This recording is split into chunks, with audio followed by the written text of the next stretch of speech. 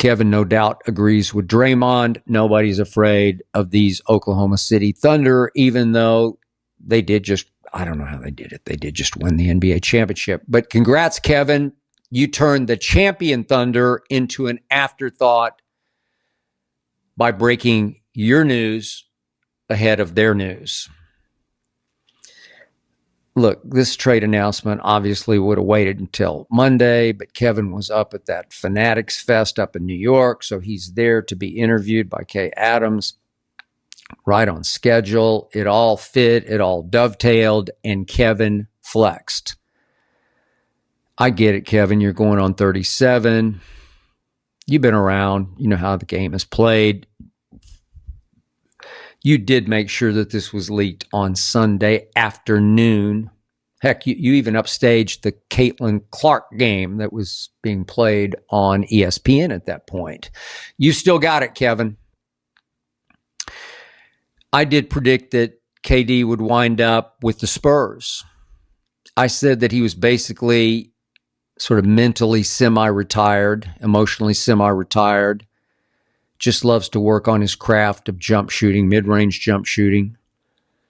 And that he'd want to play a couple more fairly quiet years playing for a team with low to no expectations, even though Spurs have Wemby and Castle and De'Aaron Fox. Low to no expectations. I'm not even sure if Kevin had joined the Spurs, if they'd be picked to be a playoff team next year.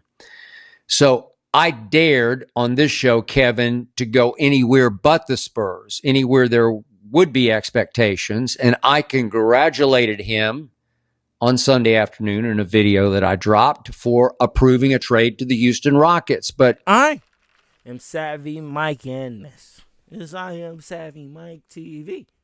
And well, I said, Skip Bayless clip going around. Might as well talk about sports. Might as well take the chance and opportunity to talk about some sports here. If you don't know, the Oklahoma City Thunder are your NBA champions. And I didn't watch that series. I watched Game 7. That was the only game I watched. And it wasn't because, Pacers, Thunder, finals. It wasn't even that. Honestly, I really wasn't even paying attention to the NBA season this year. So, I knew Shea was going crazy. And I was like, well, Shea's going crazy. And he deserves to win the just take it all home. Like, the Thunder had the best team this year. Like, it was kind of written in stone after February. So, for me, it was like it was a wrap. It was like they got Chet, they got Shea, bearing injuries, which is what happened to Tyrese, whatever his name, Halliburton, what the Halliburton. But he unfortunately got hurt. And it's looking like an ACL tear. It's the same tear that hit Jason Tatum. So, either way, the East had a horrible season in year as far as, like, their teams going injury-wise. It's like a lot of teams. Celtics is going to be ass. Pacers is going to be ass. There's a lot of teams that are just fucking hurt. But while all that was happening, you know what the Rockets and the fucking Suns decided to do before Game 7 of the finals? They decided to trade Kevin Durant to the Rockets. Now, while I was expecting Jalen Green to stay on the team and at least Dylan Brooks, both of them got traded. Now, I kind of understand why, because if you think about it, Jabari Smith, way better player, big man, you want to keep him, or whatever that Jabari guy's name is, Smith Parker, I don't know. But then they got that white boy that was kind of turning up. I forgot his name. And they got Amin Thomas. So they got like a lot of young niggas that are kind of entering their prime and playing really well. So you put all of that around Kevin Durant, you do expect them. And then, like, they were in the playoffs last year. So who did they take to I think whoever they was in the playoffs with, they took them to a Game 7. So you replace Jalen Green and Dylan Brooks basically with Kevin Durant, you won the trade for sure.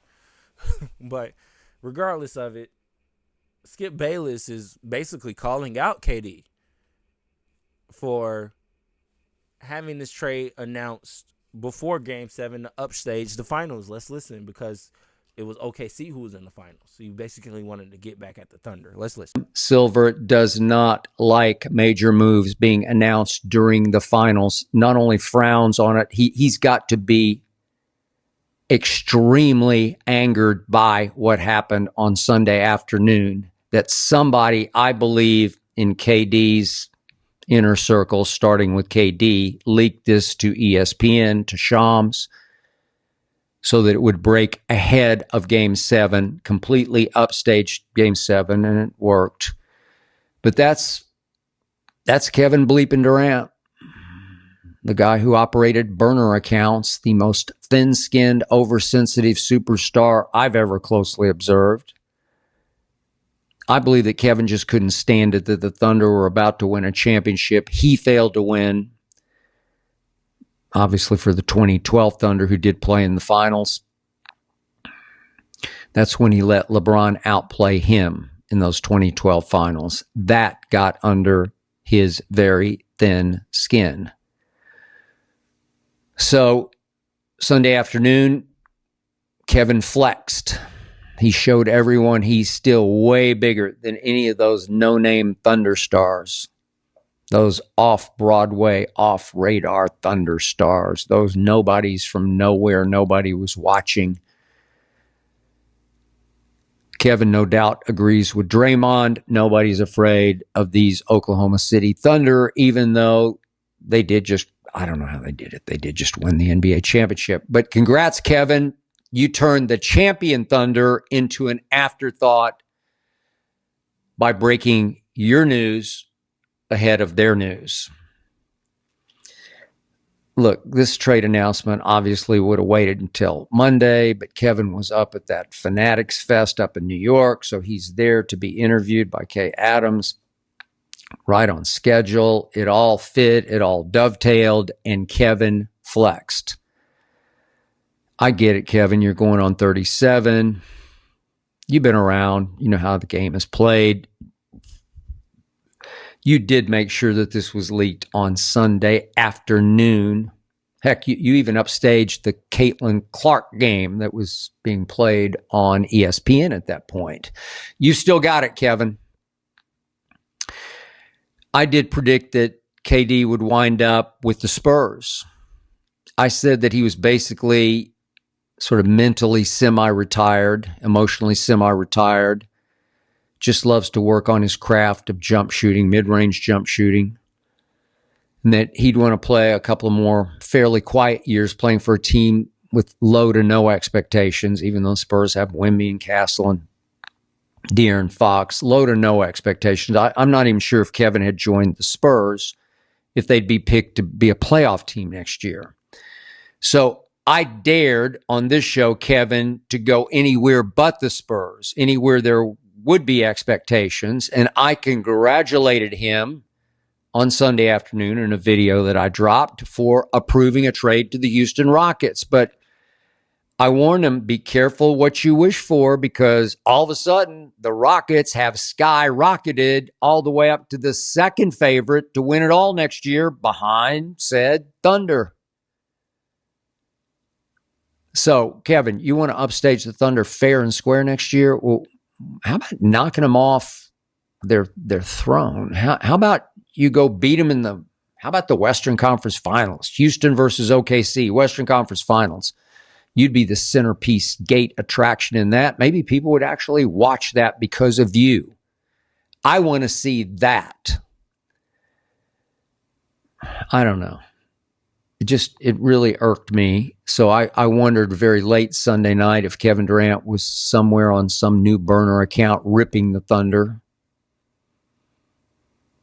If you can't join them, hey, just beat them next year, Kevin.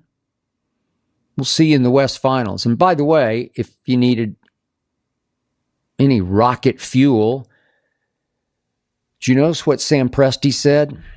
His opening remark as the Thunder accepted their trophies last night up on the victory stand.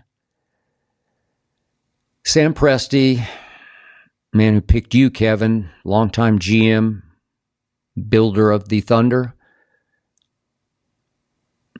said Oklahoma has a true team not just a winner. Kevin, I believe that was a shot at you and at Russ and at James Harden and at the 2012 Thunder that, like me, Sam Presti couldn't love.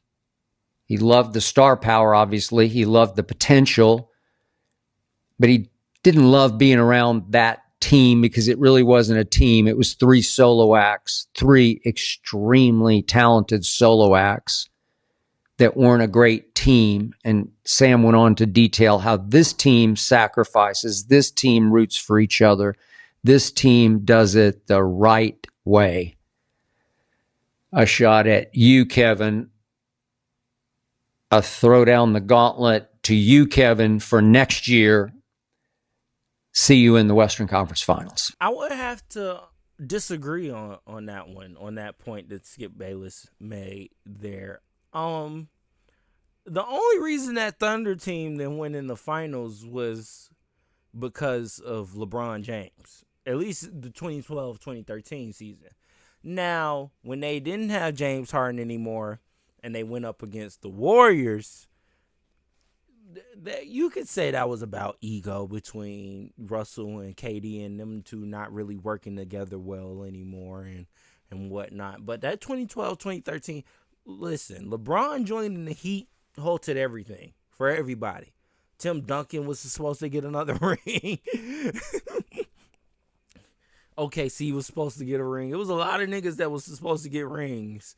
But because LeBron wanted to go team up with Dwayne Wade and Chris Bosh and have Ray Allen and fucking Mike Miller, just all these great role players around them, yeah, it was a fucking problem. But then KD went and became the problem. He was like, okay, cool. This ain't working out with Russ. And I don't really agree with what Sam Presti doing and all this shit. Fuck it. I'm going to Golden State, the team that beat us. I'm going to be with them and win rings. And that's what they did. Well, he won 2.